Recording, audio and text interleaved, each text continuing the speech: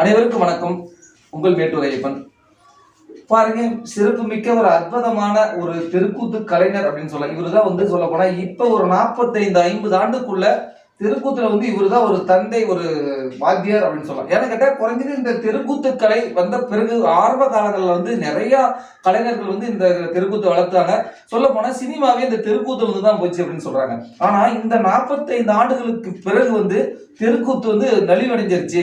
இந்த கிராமப்புறங்கள்ல இருக்கக்கூடிய தெருக்கூத்துன்னு அப்படி ஒன்னே இல்லை அப்படின்னு சொல்லிட்டு இருந்த காலத்துல அப்பதான் இவர் களமிறங்குறாரு வாத்தியார். இவர் களமிறங்கின பிறகு இவரை பார்த்துதான் சொல்ல போனா பல தெருக்கூத்து கலைஞர்கள் இன்னைக்கு உருவாயிட்டாங்க. இன்னைக்கு தெருக்கூத்து கலைஞர்கள் ஏராளமா இருக்காங்க.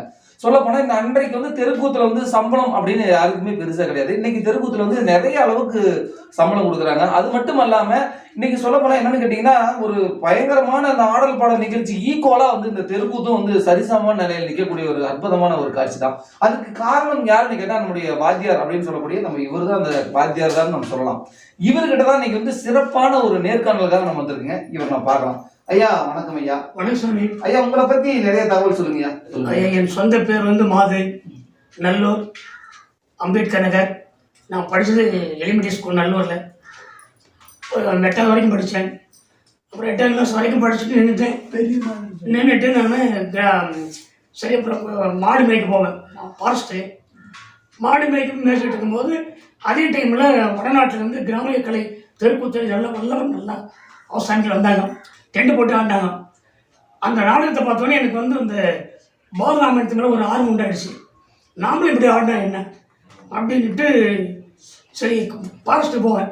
என்னை மாதிரி இளைஞர்களை கூப்பிட்டு நீ பீமன், அர்ஜுனன், நகுலன், சகாதேவன், இப்படி ராமதாஸ் பன்னெண்டு ஒவ்வொரு பேர்கள் வச்சுக்கிட்டு காட்டில் இருக்கிற பொடியை சாட்டை பண்ணிக்கிட்டு பாட்டு பாடிட்டு ஆடுவோம்.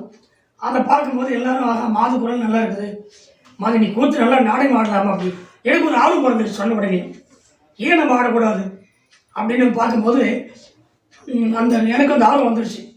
ஆர்வம் வந்த உடனே எங்கள் ஐயா பிடிச்சி அப்போ நான் தெருக்கூத்து ஆடணும் அப்படின்னு. அதுக்கு முன்னாடி டிஎன் தமிழ்சாமி டிவி ஸ்கூல் கலெக்டர் முன்னாடி நான் ட்ரெயின் கூட கற்றுக்கிட்டு அதெல்லாம் போல கிராம கலை மேலே எனக்கு ஆர்வம் வந்துடுச்சு. ஆதி பருவம், ஆரண்ய பருவம், புத்த பருவம், சாந்தி பருவம் 4 பருவங்களையும் வாங்கினேன். நல்லா பூரா முடிய வரைக்கும் படித்தேன். படிச்சுட்டு பின்னாடி எப்படி ஆடுறாங்க நாடகம் எங்கேயாவது தெருக்கூத்தானா ஓடிடுவாங்க. யார் என்ன ஆடுறாங்க எப்படி போடுறாங்க அதனால் முன்னியமாக கவனிப்பேன். கரெக்டாக நைட்டில் படத்துனா அதே மாதிரி பாடி பார்ப்பேன். ஆனால் ஆடதான் முடியாது. ராகமெல்லாம் நல்லா ட்ரெயின் செய்வேன். ஃபாரஸ்ட்டு கற்று மலை ஏறிக்கிட்டு நல்ல வாசம் விட்டு பாடுவேன். தொண்டை வளங்கள் நல்லா இருந்தது. அதுக்கு பின்னாடி கூத்துக்கு இந்த சாம்பல் கட்டில் இருக்கிற காவிக்கல்ல பூசி நாங்கள் மீச தாடியெல்லாம் எழுதிட்டு ஆடுவோம். அதுக்கு பின்னாடி கொத்தாப்படை குருநாத வாத்தியார் இந்த மாதிரி நல்லூரில் நாடக மாதன் ஒரு பையன் இருக்கான், நல்லா தொண்டை வளர்ந்து நல்லா வளர்ந்துட்டுன்னு சொன்னோம். அவங்களுக்கு தான் போனேன். அவர் தான் ஃபஸ்ட்டு பவுடர் போட்டு அர்ஜுன் கிருஷ்ண வேஷம் நினச்சேன். கிருஷ்ண வேஷனை போட்டு விட்டார். ஆஹா அருமையாக இருக்குன்னாங்க. அதை நாடகத்தை எடுத்துக்கிட்டேன். அதில் என்னால் முடிஞ்ச வரைக்கும் 20 கூத்தில் இறங்கினேன். எனக்கு 2 வருஷம் 73 இருக்க போகிறேன். 72 முடிஞ்சு 73. அன்றைக்கெல்லாம் சம்பளம் கட்டுக்கலாம் கம்மி ஐயா. எனக்கு 18 கல்யாணம் ஆச்சு, 3 பசங்க 2 பொண்ணு. ஆனால் கிராமியத்தில் எனக்கு சம்பளம் கம்மி. இன்றைய மாதிரி தன்மானங்கள் இல்லை.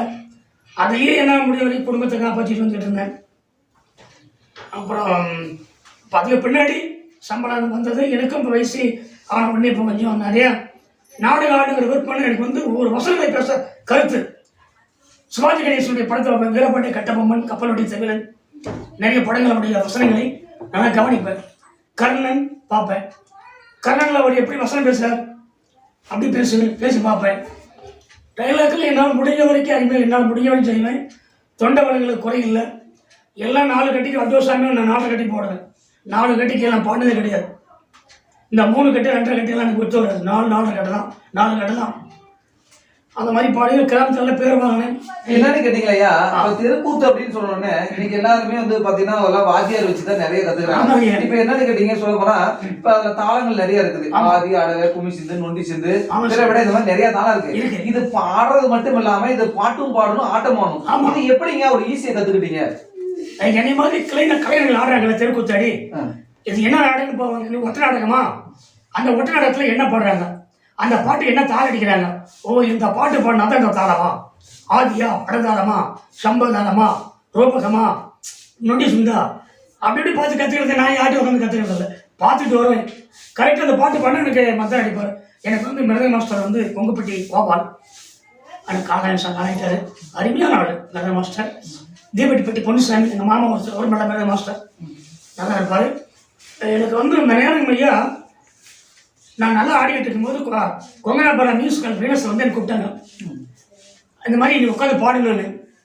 எனக்கு என்ன ஆர்வம், உட்காந்து பாடலாம் பார்க்கலாம் அப்படின்ட்டு. இந்த மாதிரி ரூமுங்கள்லையும் கண்ணாடி சாத்தி கிளீனாக பாட வச்சாங்க. அதுதான் கண்ணன் செடி ஆரம்பிச்சது. தலைகளை மாத்திரம் நான் தாங்க ஐயா.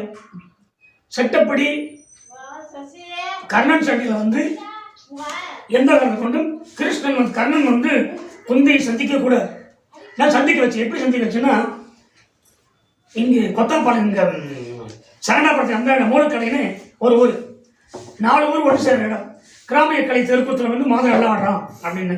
அவன் என்ன ஆடிடுவான், கோவில் நாடு, சாமியாண்ட, வரணவள தரிசி, மாற்றாந்தாய் கொடுமை, இதுதான் எனக்கு தெரியும், அவங்களுக்கு என்ன தெரியும் அப்படின்னு சொல்லியிருக்காங்க. சரி நான் ஒரு கூத்து விடுறேன் பார்க்கலாமா அப்படின்னு. அவங்களுக்குள்ள 5-10 சேர்த்து எனக்கு வந்து அப்போ ஒரு 700-800 கொடுத்தாங்க சம்பளம் மொத்தமாக 10-20 பேத்துக்கு. சரி இங்கிருந்து போன உடனே மாது கண்ணன் தான் ஆடணும், நீ என்ன பண்ணுவே தெரியாது அப்படின்னாங்க. சரிங்க ஐயா அப்படின்னு சாப்பிட்ட உடனே எல்லாத்தையும் கூட்டிகிட்டு போனேன். ஒரு புளிகை காட்டுங்க ஐயா, பெரிய எருவு கொட்டியிருந்தாங்க. எருவு மேலே உட்காந்து எல்லாத்தையும் உட்கார வச்சேன். பாரு நீ தான் கிருஷ்ணன், நீ தான் நான் தான் கர்ணன், நீ குந்தி அம்மா, நீ அர்ஜுனு, ஒவ்வொருத்தரும் ஃபஸ்ட்டு தர்பார் இப்படி தான் வரணும். இது வரைக்கும் ஆடுற மாதிரி கிடையாது. இதுதான் கர்ணன் இல்லை. இந்த கர்ணன் ஏன் முடிவு வச்சிருந்தாங்க ஐயா, கர்ணனுடைய உற்பவம் அவன் கடைசி அந்த கர்ணனிலேயே முடியுது. பிறந்தது எப்படின்னு தெரிஞ்சு போகுது அதிலேயே, வளர்ப்பு இறப்பு எப்படின்னு தெரிஞ்சு போகுது அதிலேயே, மரம் இறுதி காலம் வரைக்கும் தெரிஞ்சு போயிடுது. அதனால நான் மாற்றி வச்சது இப்படிதான். எல்லாம் பாரதத்தில் வந்து கர்ணன் சண்டியில் வந்து குந்தி வந்து கிருஷ்ணன் தூதை தான் சந்திப்பது. கிருஷ்ணன் வந்து கிருஷ்ணன் தூதை தான் கர்ணன் குந்தி சந்திப்பு. இது வந்து நானாவது திரைப்படத்துல வந்து எங்கே போனாலும் மாறு மாதிரி தான் ஆடணும்னு பிடிச்சிட்டாங்க. எனக்கு காரணம் என்னன்னா, அழுகை குந்தியம்மன் கிட்ட என்னை ஆற்றில் விட்ட அழுகை, அந்த அழுகை, இந்த வசனங்கள், சண்டை காட்சிகள் நல்லா எல்லாமே மக்களுக்கு பிடிச்சிருச்சு. யார் எந்த கூத்தாடி ஆடினாலும் எனக்கு சொல்லிக் கொடுத்த வாத்தியாரை கேட்டு பாட்டு குணால் வாத்தியார், அது தப்புன்னு மாது மாதிரி ஆடு இல்லையே கரண் சண்டை வேண்டாம் எல்லாம். காரணம் என்னன்னு கேட்டீங்கன்னா ஐயா, இப்ப அந்த கர்ணன் சண்டையில தான் விஷயம் கேட்டா, அந்த கர்ணன் சண்டையில அவர் இப்ப நீ சொன்ன மாதிரி பிறப்பு, வளர்ப்பு, இறப்பு எல்லாமே இருக்கு. இப்ப கர்ணன் சண்டை அப்படின்னு சொன்னோன்னா உத்தகாண்டம் ஒன்லி இவன சண்டை வில் எடுத்துட்டு சண்டை பண்றது வெட்டுறது இதுவா இருந்தது. இதுல எல்லாமே ஒரு கலந்த ஒரு கலவையா கொடுத்ததுனாலதான் அந்த சண்டை, அந்த கர்ணன் சண்டை இருந்தது. அந்த மாதுக்கு அந்த பேரு அதனாலதான் கிடைச்சது. சரிங்க, இந்த கர்ணன் சண்டை மட்டும் இல்ல, நீங்க எந்த காலத்துல வந்து நீங்க செட்டு சேர்த்து நீங்க தனியா நீங்க ஒரு வாத்தியாரா நின்று கூத்த ஆரம்பிச்சீங்க? ஆமாங்க, நான் வந்து 20 வருஷத்துல கூத்துல இறங்கினங்கய்யா. ஒரு 5-6 வருஷம் அப்படியே ஆடிக்கிட்டு இருந்தேன். எல்லா இடமும் எல்லாமே என்னை பாராட்டுக்க ஆரம்பிச்சிட்டாங்க. மாதவன் தான் நாடகம் அப்படின்னு. அப்போ எனக்கு வந்து அக்ரவர்த்தர் ராமன் ஒருத்தர் இருந்து பெண் வேஷம், அக்கறை அது 4 கால் சின்னக்கண்ணி பெண் வேஷம், பெண் வேடம், அருமையான ஆளுங்க அமைஞ்சாங்க ஐயா. வழக்கறிஞர் ஒரு கிருஷ்ணன் நல்ல பொருத்தமாக இருந்தது. கொங்குப்பட்டி சித்தன் இவங்கெல்லாம் பொருத்தமாக இருந்தாங்க ஐயா. கர்ணன் சண்டின்னா அதில் ஒரு மாதம் நல்ல வசனம் நல்லா துண்டிப்பாக ஆரம்பித்தேன். அந்த காலகட்டங்களில் 53 வருஷத்தில் அந்த எனக்கு வந்து பேர் வந்தது வந்து கொங்கனாபுரம் மியூசிக்கல் வீனஸில் ஒரு ரூமில் வந்து உட்கார வச்சு கண்ணன் என்ன பாடினாங்க. அப்போ அதில் பாடினையா, அதில் வந்து ஒரு கிருஷ்ணன் நானே பாடிருப்பேன். அதில் உட்காந்து போகிறது தானே, பேசக்கிட்டு யாரும் இல்லை. கர்ணன் நானே பாடிக்கிட்டு அதில் அர்ஜுன் நானே பேசியிருப்பேன். அப்புறம் அது வந்து என்ன ஆச்சுன்னா பிரபலம் ஆயிடுச்சு. டெல்லி இந்த தமிழ்நாட்டில் வந்து எங்கள் நம்பாரி எங்கே இருக்காங்களோ அங்கெல்லாம் கேசட் வாங்கி போயிடுவாங்க. கொங்கனாபுரம் மியூசிக்கல் வீனஸ் ஒன்று, அது என்னென்னா டெல்லி வரைக்கும் போயிடுச்சானே. டெல்லி, காஸ்படா, எலசுமா, பர்லா, போபால், அந்த மாதிரி தமிழர்கள்லாம் எங்கெங்க இருக்காங்களா எல்லாமே பாடல் எல்லா இடத்துலயும் வந்து அது சொல்ல போனா பிரபலம் ஆயிடுச்சு. என்னன்னு கேட்டீங்கன்னா அதுல யாரெல்லாம் என்னென்ன பாடுனீங்க, யாரெல்லாம் மிருதம் வாசிச்சாங்க, அதை யாரெல்லாம் என்னென்ன பண்ணீங்க, அதை சொல்லி அப்படி சொல்லுங்க. பாட சொன்னாங்க. நான் வந்து கர்ணன் சண்டியில் வந்து கர்ணனா நான் ஆக்டர் எடுத்துக்கிட்டேன். கொங்கனாபுரத்து கொங்குப்பட்டி சித்தன் வந்து தெரியவதனன், அவர் தெரியவதனன் உட்காந்து பாடுறல. குந்தியம்மன் வந்து அக்ரவர்த்தர் ராமன், பொன்னுரி வந்து 4 கால் சின்னக்கண்ணு, கிருஷ்ணன் நானே ஆமாப்பா. கிருஷ்ணன் நானே, கர்ணன் நானே, அர்ஜுனன் நானே பாடிருப்பேன். அது உட்காந்து பாடுறது தான். தனியா செட் ஆரம்பிச்சு எத்தனை ஆண்டுகள் வந்து நீங்க எத்தனை வருஷம் நீங்க ஆடிட்டு இருந்தீங்க? செட் அதுக்கு பின்னாடி அந்த பதிவு பண்ண பின்னாடி 2-3 வருஷம் என்ன தேட ஆரம்பிச்சிட்டாங்க. மாதம் 3 செட்டு தான் ஆடணும், நீ தான் செட்டு கட்டி ஆடணும் செட்டு. அப்போ எனக்கு ஆர்வம் வந்துருச்சு. இவங்களெல்லாம் ஒன்று சேர்த்துக்கிட்டேன். இப்போ சொன்னார்கள்லாம் ஒன்று சேர்த்து ஆடின உடனே எனக்கு வந்து 20, 25, 26, 27 செட்டு கட்டிட்டேன். இப்ப செட்டு அமைச்சிட்டீங்க. என்ன நாடகம் முதல்ல ஆடினீங்க? ஃபர்ஸ்ட் நான் ஆடினது சுந்தரி கல்யாணம். ஃபர்ஸ்ட் சுந்தரி கல்யாணத்தில் அபிமன்யு. சுந்தரி கல்யாணத்தில் அதுதான் ஃபர்ஸ்ட் நாடகம். எனக்கு முன்ன வந்து முகூர்த்த நாடகமா கல்யாண நாடகமாக தான் ஆடணும், அப்போதான் செட்டு வளர்ந்துன்னு பெரியவங்கன்னு சொன்னாங்கல்ல, அதனால சுந்தரி கல்யாணம் ஆடினேன் ஃபர்ஸ்ட். அப்புறம் அதுக்கு மேலே பாரதத்தில் கிருஷ்ணன், கர்ணன் 2, 18ஆம் போர், ஏனியேற்றம், பவளக்கொடியார், அடித்திருமணம், அது நிறைய நாடகங்கள் ஆடுறேங்க. ஃபர்ஸ்ட் ஆரம்பிச்சது பவளக்கொடியார், அதில் அர்ஜுனன். சரிங்க. இப்ப நிறைய நாடகம் வந்து இப்ப செட்டு ஆடினீங்க. இப்ப என்னன்னு கேட்டீங்கன்னா, இப்ப இருக்கக்கூடிய காலங்கள்ல வந்து திருவிழா காலங்கள்ல வந்து எல்லாமே அங்க இருக்கக்கூடிய ஃபங்க்ஷன் நாள்ல வந்து உங்களுக்கு வெத்தலை பாக்கு கொடுத்து ஒரு மரியாதையோட உங்களை அழைச்சி போய் வச்சு நாடகம் அரங்கேற்றம் செய்யறாங்க. ஆனா நீங்க ஒரு காலங்கள்ல வந்து டென்ட் அப்படின்னு சொல்லுவாங்க, நீங்களா வசூல் பண்ணிட்டு அந்த இடத்துல கூத்து அரங்கேற்றம் செஞ்சீங்களே, அது எந்த காலங்கள்ல செஞ்சீங்க? சமய பழமொழி வரவே கம்மியாயிடுச்சு, எங்களுக்கு தொழில் கம்மியாயிடுச்சா, அந்த நேரத்தில் சரி டென்ட் போட்டாங்கன்னா வசூல் பண்ணலாம் அப்படின்ட்டு நம்ம நிறைய இடத்துல தமிழ்நாட்டில் ஆட இடமே இல்லை.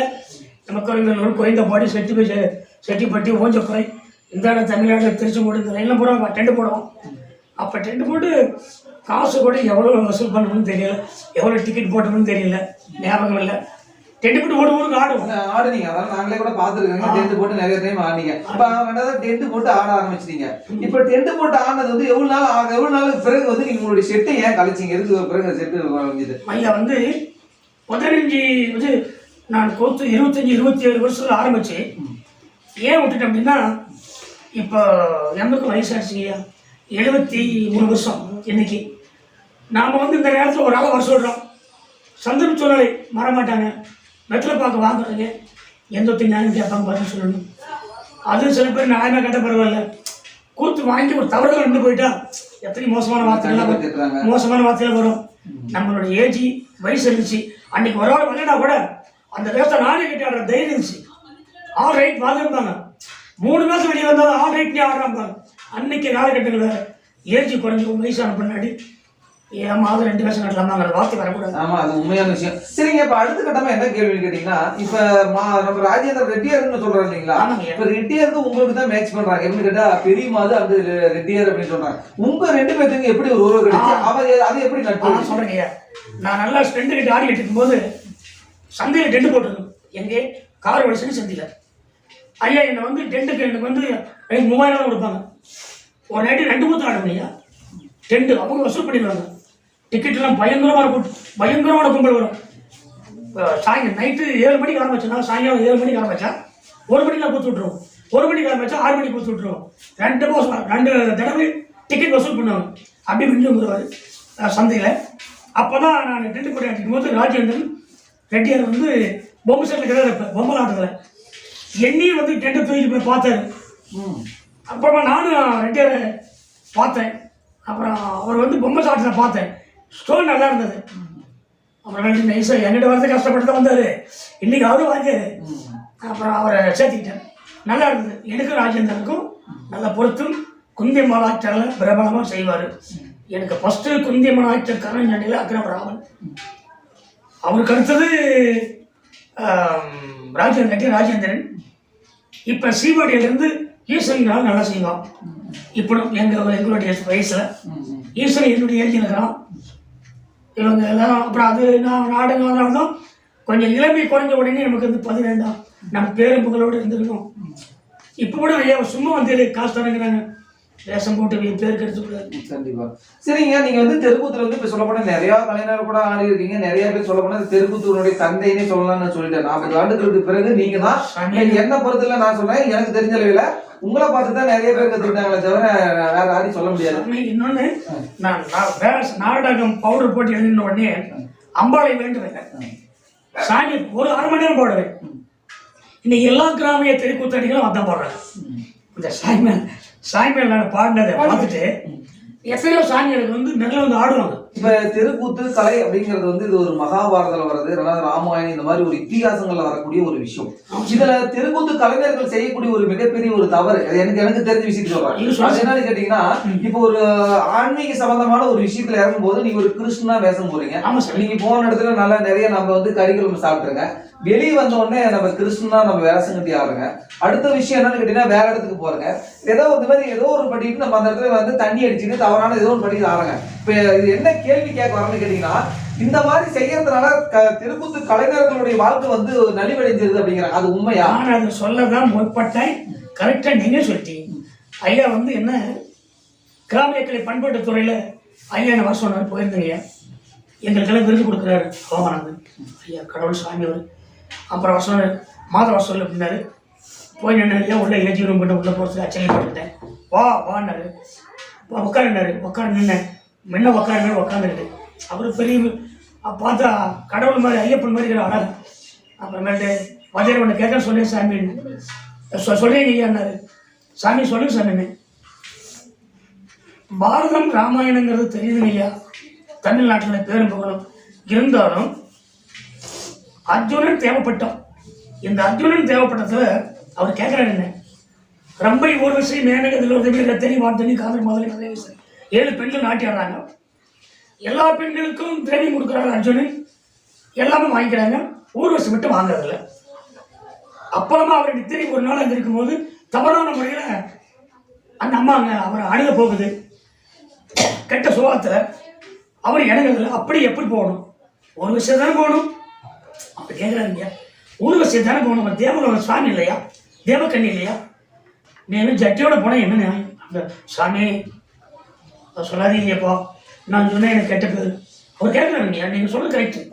அர்ஜுனன் தவசு, தில்லை நடினன் திரிபுர தகரன் சிவபெருமானுடைய அடிச்சுவடிகளை காண அடியா வரங்களை பெற அர்ஜுனன் போகிறான். மண்ணாசை மனையாசை பொன்னாசை பொருளாசை ஐம்புலனை எழுந்து பூதராதம் சதானந்தனுடைய திருவடிகளை காண போகிறான்.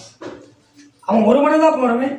அந்த நாடகம்னு குறிப்பிட்டு தாமரம் கொடுத்துட்டாங்கன்னா அன்னையிலிருந்து கடவுள் ஒரு உண்டு இருக்குதுன்னு நினைச்சவன் கெட்ட சுவாசங்கள் எனக்கு எடுப்பட மாட்டான். மது போதையோ வேற எதுவுமே இருக்கக்கூடாது மொத்தத்தில். அந்த மாதிரி இருந்தால் என்னுடைய சர்வீஸில் ஆடுறீங்க.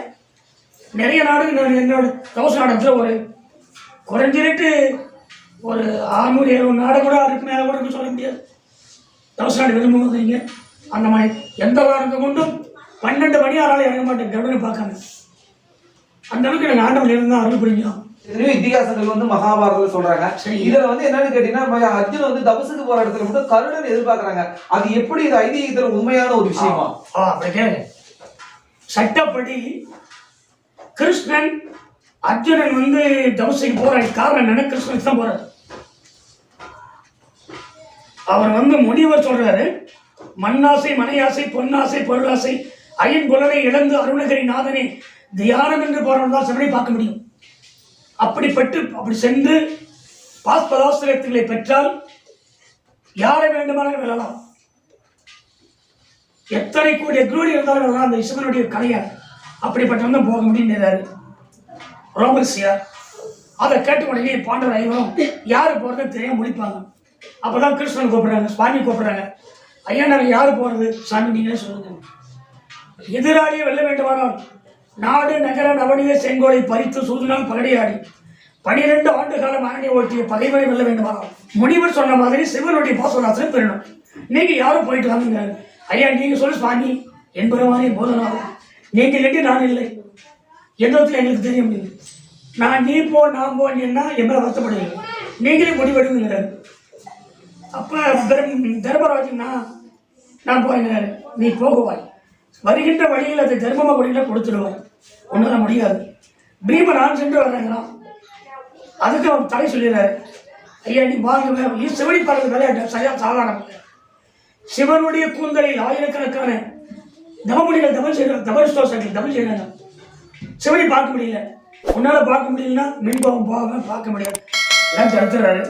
கடைசியில் சுருக்கமா அர்ஜுனன் நான் போயிட்டு வரேங்கிறாரு. அப்ப போயிட்டு வரங்கும் போது சுவாமி சொல்றாரு, பரவாயில்ல போவாய், சிவனையை நீ பார்ப்பார். என்னன்னு சொல்லல, ஓரளவுக்கு ஆடை அணிந்திருந்தாலும் பெண் உரலா ஆண் உரலை பார்க்கக்கூடிய நீ ஐம்பொருளிலிருந்து அருணினை பார்க்க முடியுமான்னு அப்போ எல்லாம் கைத்தடி சிரிச்சிடுறாங்க. தர்மன், வேமன், நகுலன், சகாதேவன், துரோபதி எல்லாம். அப்போதான் அர்ஜுனன் சரியற்ற மாமன் முறையற்ற வார்த்தை கையை சிரிச்சிட்டீங்கல்ல, மாண்டாலும் ஆழ்வேன் மகாதேவன் பாதத்தில், இறந்தாலும் இறப்பேன் சிவன் திருவடியில் என்று புரட்டுறாரு.